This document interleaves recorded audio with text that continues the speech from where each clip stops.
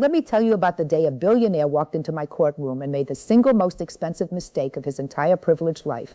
In 40 years on this bench, I have seen arrogance walk through that courtroom door in just about every form imaginable. The wealthy who believe their money buys them a different set of rules. The connected who drop names like loose change, expecting doors to swing open and charges to disappear. I have seen it all, and I mean all of it. But nothing in 4 decades of sitting behind this bench prepared me for Daniel Wellington III. He walked into my courtroom like he owned not just the building, but every single person working inside it. On his wrist sat a PC Philippe watch worth more than most people's homes. The kind of timepiece that catches the courtroom light and announces wealth before a single syllable has been spoken. His custom-tailored Italian suit cost $15,000. His handmade leather shoes, $3,000 a pair, clicked against the polished floor with the precise rhythm of absolute entitlement. Diamond cufflinks sparkled as he adjusted his silk tie. He carried himself with the unshakable confidence of a man who had never, not once in his entire life, heard the word no and been expected to respect it. Daniel Wellington III, hedge fund billionaire, net worth $3.2 billion. Penthouses in Manhattan, London, and Dubai. A private jet that costs more than most hospitals. An annual income that exceeded the GDP of several small countries. And he was standing in my courtroom because he had physically shoved his elderly housekeeper down a flight of stairs, causing her a broken hip and a broken wrist because she had the audacity, the sheer nerve, to ask for her paycheck after 3 months of unpaid wages. Maria Gonzalez, 67 years old, a grandmother. 8 years of faithful service to this man, 8 years of showing up every single day, caring for his properties, maintaining his obscenely lavish lifestyle. And now she was sitting in a hospital bed because she asked for $18,000 she had rightfully contractually earned. When paramedics arrived at Daniel's Manhattan penthouse, they found him on his phone, not calling for help, not checking on Maria, not showing a single flicker of human concern for the injured woman bleeding on his marble floor. He was on his phone complaining about incompetent help.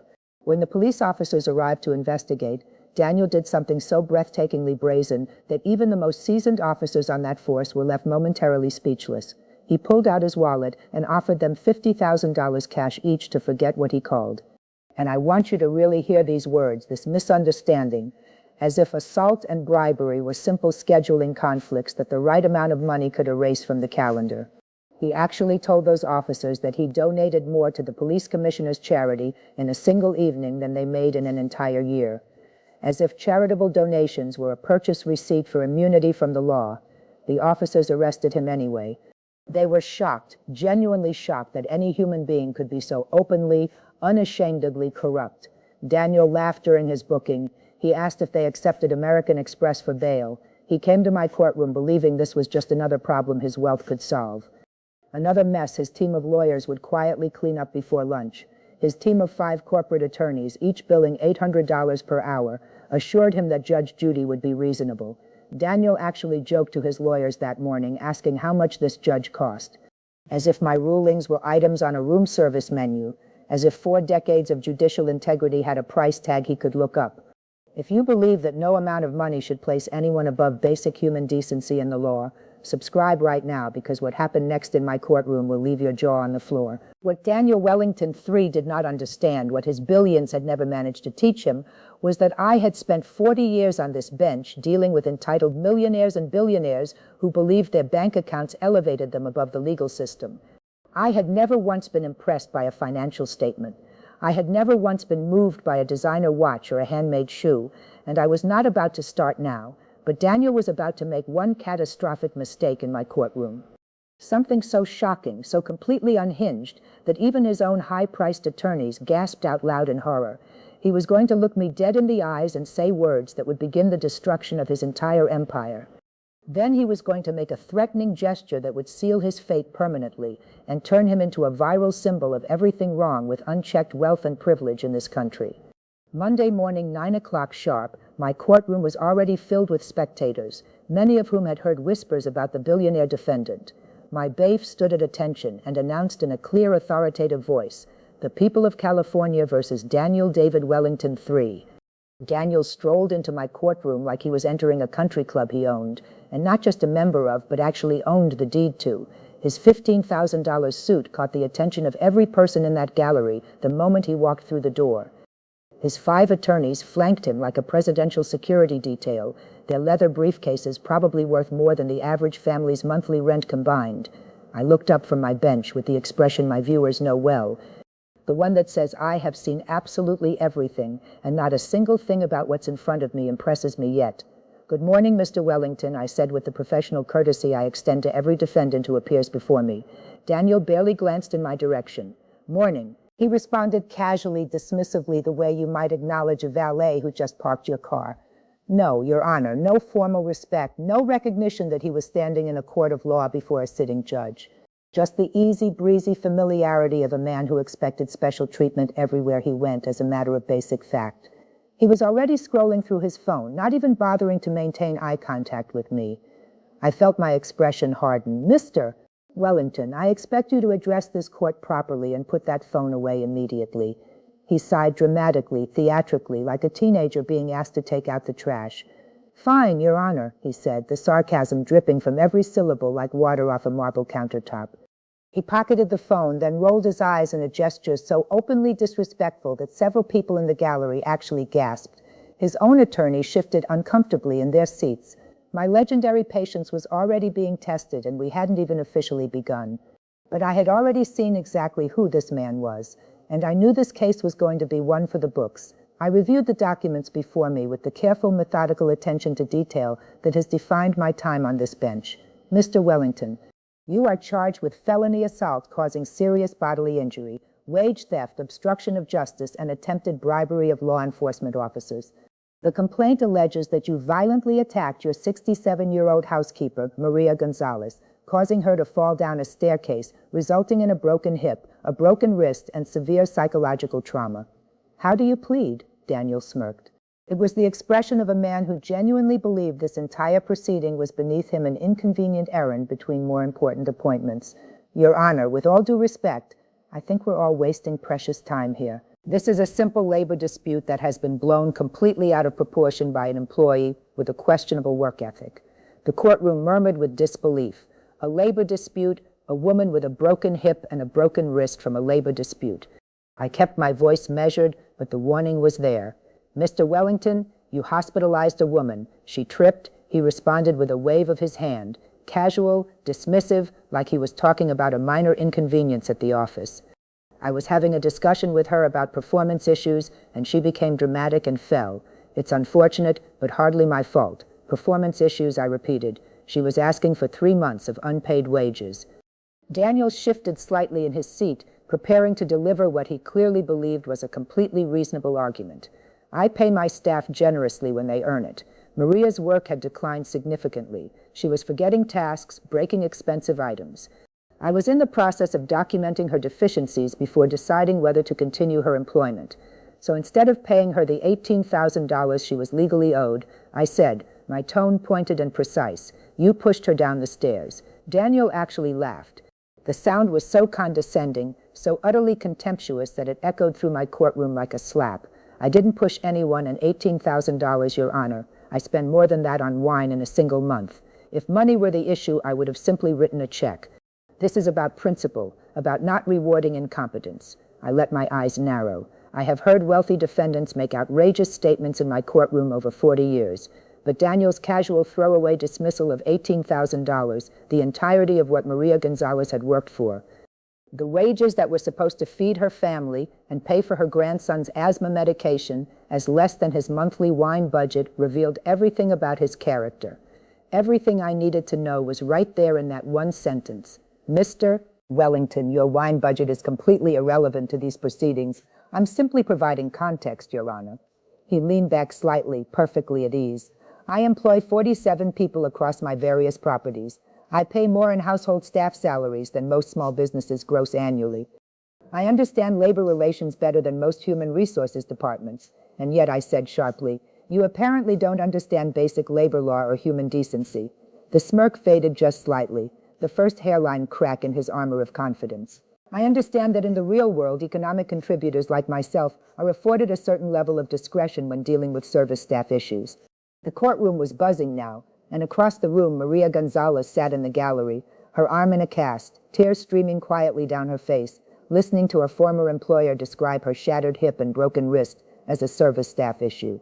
Daniel had not glanced in her direction a single time since entering the room, not once. He seemed either completely unaware that his victim was present, or, and I believe this is closer to the truth, he simply didn't care enough to look. I took a moment to observe him carefully. I've sat across from entitled defendants for 4 decades, but there was something particularly disturbing about Daniel's complete disconnection from the reality of what he had done.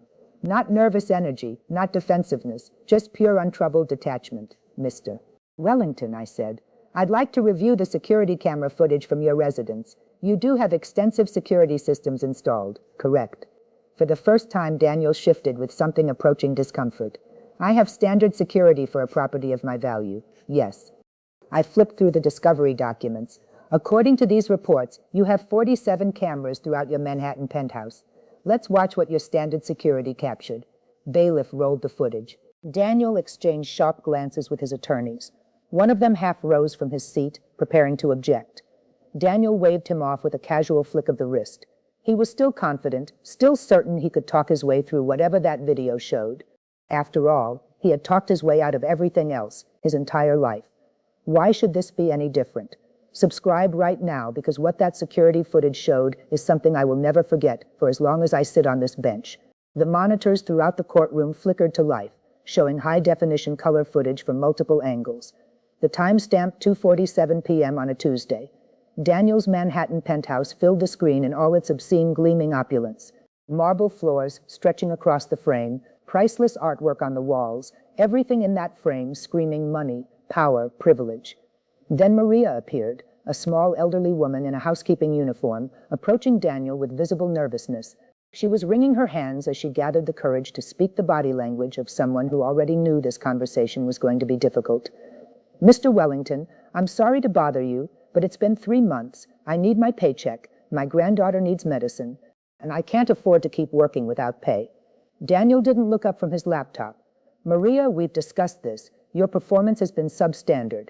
But, sir, you haven't paid me since April. I've worked every day. That's $18,000 you owe me by contract. Daniel closed his laptop aggressively, the sound cracking through his penthouse like a gunshot. Contract? You want to talk about contracts? Have you read the section about satisfactory performance standards? Maria took a small step backward.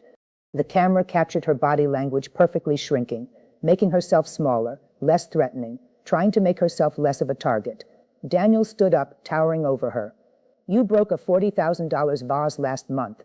You served coffee to my guests in chipped cups. You forgot to order my specific brand of imported sparkling water 3 times. The vase was an accident, sir. I apologized. And I've been working without pay. I need to feed my family. I need to pay rent. I need my wages. Daniel's voice rose with each word, filling that enormous penthouse with rage. You need, do you understand who you're talking to? I could hire 10 people to replace you before lunch. I could buy your entire apartment building and evict your whole family before dinner. Maria's voice was shaking now. Please, sir, I just want what I earned. My grandson needs his asthma medication. Without his inhaler, he can't breathe properly. Your grandson is not my problem. The coldness in his voice was like something physical. Your bills are not my problem. Your poverty is not my problem. What is my problem is staff who think they can make demands of me in my own home. The camera showed Maria taking another step backward. She was now dangerously close to the top of the marble staircase that descended to the main foyer. Daniel advanced toward her, his face twisted with a rage that had long since stopped being about a broken vase or a missed water order. You know what your problem is, Maria. People like you don't understand gratitude. I gave you a job. I let you work in a penthouse worth $45 million. And this is how you repay me. Sir, I'm grateful for the job, but I earned that money. If you don't pay me, I'm going to have to call the labor board. The moment those words left Maria's mouth, something in Daniel Wellington III broke completely. The camera captured it from 3 angles simultaneously, his expression shifting in an instant, from rage to something colder, more deliberate, more dangerous. You'll call nobody. You'll do nothing. Then it happened, the moment that would cost this man everything he had ever built. The camera showed it clearly from 3 separate angles in high definition with a clear timestamp. Daniel put both hands on Maria's shoulders and shoved her violently, deliberately backward. Maria's face registered pure terror as she lost her balance at the top of those marble stairs. Her arms windmilled, reaching for something, anything to grab onto. There was nothing. She fell down 14 marble steps, Her small body struck each one with sounds that echoed through the courtroom's audio system and turned the stomach of every person watching. People in the gallery gasped, covered their mouths, looked away. One woman began to cry openly. Maria came to rest at the bottom of the staircase, her body at an angle that no body should ever be at, crying out in pain, unable to move, her arm bent in a way that left no doubt it was broken. Daniel stood at the top of those stairs. He did not move to help her. He did not call for assistance. He did not show a single trace of fear, regret, or human compassion. Instead, he shouted down at her. "This is what happens when you threaten me. Nobody threatens Daniel Wellington. Do you understand me now? Do you understand your place?" Maria was sobbing at the bottom of those stairs, begging anyone who could hear her for help. "Please, somebody help me. I can't move. Please call an ambulance, please." Daniel pulled out his phone. He did not call 911. He called his assistant. "Davidson, I need you here immediately. We have a situation. One of the staff had an accident, and I need this contained before it becomes a public relations issue." "Yes, an accident. She fell down the stairs. Just get here and bring the crisis management team." He paced back and forth at the top of the stairs, back and forth, while Maria lay broken and crying at the bottom of them, begging for help, for 5 full minutes. That video timestamp showed Daniel Wellington 3 making phone calls about damage control, while a 67-year-old grandmother lay in agony 12 feet below him. 5 minutes. I paused the footage. The courtroom was absolutely silent. Several people were openly weeping. Maria sat in the gallery, reliving every second of it, and Daniel sat stone-faced at the defendant's table, checking his PC Philippe watch as if he was simply waiting for a tedious conference call to end. "Mr. Wellington," I began, choosing my words with the careful, deliberate precision of someone who has learned over 4 decades that measured anger is far more powerful than uncontrolled fury. "You have just watched yourself commit multiple felonies on camera. You assaulted an elderly woman. You left her in agony for 5 minutes while you made phone calls about your public image, and then you attempted to bribe the police officers who responded to help her. What do you have to say for yourself?" Daniel straightened his silk tie, sat up in his chair, and spoke with the confidence of a man who genuinely believed he was about to make sense. "Your Honor, that footage requires context that camera angles simply cannot provide. Context. My voice could have chilled the room by 10 degrees. I just watched you shove a 67-year-old woman down 14 marble stairs and then stand at the top of them screaming about her place while she begged for help. Explain the context I'm missing." "With respect, Your Honor, I think you're viewing this through a lens that doesn't account for the complexities of high-level household management and sophisticated employee relations. High-level household management. Mr. Wellington, you pushed a 67-year-old woman down a flight of stairs. I made contact during a heated labor discussion. She lost her balance. The force was minimal. Any injury she sustained was primarily a consequence of her own lack of physical coordination. She has a broken hip and a broken wrist," I said, allowing my voice to rise just slightly controlled but unmistakable. Daniel maintained his composure with the practiced ease of someone who had spent decades talking his way out of rooms. "Your Honor, let me be frank with you. I manage a $40 billion hedge fund. I make decisions every single day that affect pension funds for millions of ordinary Americans. I employ hundreds of people directly and thousands more indirectly through my investments. I sit on the boards of 3 major hospitals, 2 prestigious universities, and a cancer research foundation whose work could save countless lives. I think the lens through which you're viewing this incident should account for who I am and what I contribute to society versus a housekeeper who is underperforming and making accusations to avoid a termination for cause. None of that," I said firmly and clearly, "gives you the right to assault anyone ever, under any circumstances. I'm not suggesting it does. I'm suggesting that a person of my standing, of my demonstrable contribution to this city, this state, and this economy deserves a level of proportional consideration when dealing with what is at its core an internal staffing matter." "False accusations," I said, letting the phrase land precisely where I intended it. "We just watched you commit those crimes on high-defin video from multiple angles with a timestamp." Daniel allowed himself a slow, condescending smile, the smile of a man who had never once lost an argument that mattered. "Your Honor, with all due respect to your many years on the bench, you are looking at this from a very traditional, somewhat outdated perspective. In the world I operate in, at the level where real power and genuine influence actually function, problems are solved differently, efficiently, quietly through appropriate channels and with proper discretion. That is how things work at my level. I had reached my limit. I had sat on this bench for 40 years. I had seen entitled people, I had seen rich people, I had seen powerful people try every angle, every approach, every carefully worded argument to avoid accountability. But something about the way Daniel Wellington III spoke with that smooth practiced certainty that the rules simply did not apply to him activated every bit of righteous fury I had stored up over 4 decades of watching wealth try to purchase its way out of justice. Mr. Wellington, I said, my voice going very quiet and very steady, the tone that people who know me understand is far more serious than any raised voice based on the video evidence presented in this courtroom. I am prepared to impose significant penalties that will make permanently, unmistakably clear the difference between power and accountability. And that is when Daniel Wellington III made the most catastrophic mistake of his billionaire life. He leaned forward, his mask of polished civility cracked, and underneath it was something uglier than anything I had seen from him yet.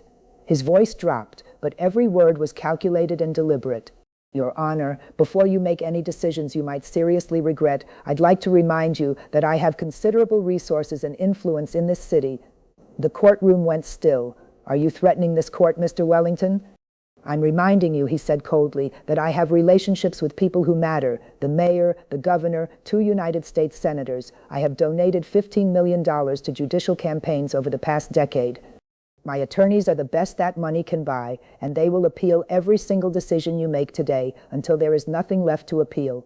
Is that supposed to intimidate me? I asked. My voice was deadly calm, the calm of someone who has never once, not in 40 years, been moved by a threat. It's supposed to make you think carefully, Daniel replied, about the precedent you're setting and the powerful enemies you're making. And then he stood up from his chair. In my courtroom, he stood up without permission and raised his voice, and every pretense, every veneer of the composed, sophisticated billionaire fell away completely. I am connected to every person of influence in this state. Do you understand what that means? Do you understand what I can do? I have relationships that reach places you have never been and will never go. I could make one phone call right now and have this entire proceeding reviewed, reversed, and buried so deep it never sees daylight again.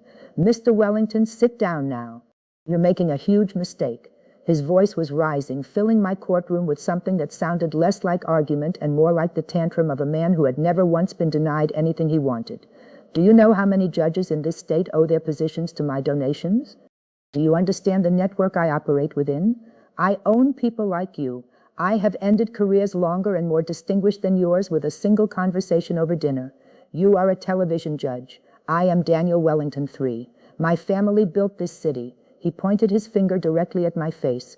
In 40 years, no defendant has ever pointed a finger at my face. You are going to regret this. When I am finished with you, you will be lucky to preside over parking tickets in a county nobody has ever heard of. I am going to dismantle your reputation, your career, and your legacy piece by piece. I am going to make sure that every person of influence in this country knows exactly what happens to judges who forget their place and who forget who they are dealing with. By the time my attorneys are finished, you will genuinely wish that you had shown me the respect I deserve. Belief, I said, my voice did not waver. Restrain the defendant now. 3 bailiffs moved toward Daniel immediately. His own attorneys leaped to their feet, desperately trying to reach him, trying to calm him, trying to do what they were paid $800 an hour to do. He shoved them aside. The courtroom erupted, gasping, shouting, people on their feet. Maria was sobbing in the gallery, overwhelmed by the rage she was witnessing from the man who had already put her in a hospital. It took all 3 of my bailiffs to bring Daniel Wellington III under physical control, and even restrained. He continued screaming about his connections, his net worth, his power, his untouchability. When the courtroom finally quieted, when the only sound was Daniel's ragged, furious breathing and the distant click of camera shutters, I stood at my bench and I looked at him. I have been angry in this courtroom before. I have been outraged. I have been disgusted, but I have never in 40 years experienced the particular combination of fury and absolute clarity that I felt in that moment, because I knew exactly what I was about to do, and I knew it was right, and I knew no appeal on earth was going to change it. Subscribe right now, because what I said next is what justice actually sounds like when it has had enough. Mr. Wellington, in 40 years on this bench, I have never been threatened in my own courtroom. I have seen entitled defendants. I have seen wealthy defendants. I have seen arrogant defendants who believe their resources elevated them above my authority. but I have never seen the level of contempt, cruelty, and corruption that you have displayed in this room today. You assaulted a woman who served you faithfully for 8 years. You stole her wages. You left her broken at the bottom of your staircase while you called a crisis management team. You attempted to bribe law enforcement officers with cash. You have shown zero remorse at any point in these proceedings, and now you have threatened a sitting judge in open court. I paused. Let the full weight of it settle over every person in that room. Mr. Wellington, you are about to learn the most expensive lesson of your billionaire life. For felony assault causing serious bodily harm to Maria Gonzalez, $50,000 fine, and 2 years in state prison for wage theft in the amount of $18,000 in order to pay Maria Gonzalez $180,000, 10 times what he stole, plus every medical expense, past and future, covered in full. For attempted bribery of law enforcement officers, an additional $100,000 fine, and 1 additional year in state prison for contempt of court and threatening a sitting judge in open court. An immediate fine of $500,000 and 2 additional years in state prison, 5 years total. Daniel's face drained of every trace of color. He had walked into my courtroom in a $15,000 suit, expecting to leave before lunch. He was not leaving before lunch. He was not leaving for 5 years. But I was not finished. Mr. Wellington, you told me you donate to judicial campaigns. You bragged about your influence over judges and politicians across this state. You threatened to end my career. So I am going to make absolutely certain that every judge, every law enforcement agency, and every regulatory body in this country knows precisely who you are and exactly what you have done here today. I ordered the complete proceedings, every word spoken, every frame of video evidence, every document submitted, forwarded immediately to the United States Attorney's Office for the Southern District of New York, the Securities and Exchange Commission, the Federal Bureau of Investigation's Public Corruption Unit, the IRS Criminal Investigation Division, the Financial Industry Regulatory Authority, the State Attorney General's Office, every hospital and university board on which Daniel Wellington III held a seat, his hedge funds investors, his board of directors. Your Honor, you cannot involve federal agencies. Daniel's voice had changed completely. The arrogance was gone. What was left sounded almost like fear. This is a state matter. You are destroying my career over a workplace dispute. I said, and I am, because Mr. Wellington, you destroyed your own career. You destroyed it the moment you decided that $3.2 billion exempted you from basic human decency, from the law, and from the consequences that apply to every single person who walks through that door, regardless of what they are worth. As my bailiffs moved to take Daniel into custody, his phone began buzzing uncontrollably in his jacket pocket, board members watching the live stream, investors reacting as the video went viral across every platform simultaneously. News alerts cascading across screens in offices and living rooms from coast to coast. His empire was crumbling in real time right there in my courtroom, while the bailiff's handcuffs clicked into place around his wrist. Within 6 hours of the footage airing, Wellington Capital Management lost $8 billion in investor withdrawals. By the following morning, Daniel Wellington III was no longer the chief executive of anything. He was inmate number 847392. He walked into my courtroom believing that wealth was a shield. He discovered, as everyone who has ever tried that argument in front of me has discovered, that in my courtroom the only thing that matters is the truth. And the truth in this case was captured on 47 cameras in high definition from every possible angle. Maria Gonzalez received every dollar she was owed and every cent of her medical expenses. Her grandson got his asthma medication, and a 67-year-old grandmother who had spent 8 years caring faithfully for a man who saw her as disposable finally got the justice she deserved. Sometimes the most expensive mistakes in the world are the ones that all the money in the universe can never fix. If this story restored your faith that the law applies to everyone, subscribe, hit that like button, and leave me your thoughts in the comments below. I want to hear from you, and I will see you in the next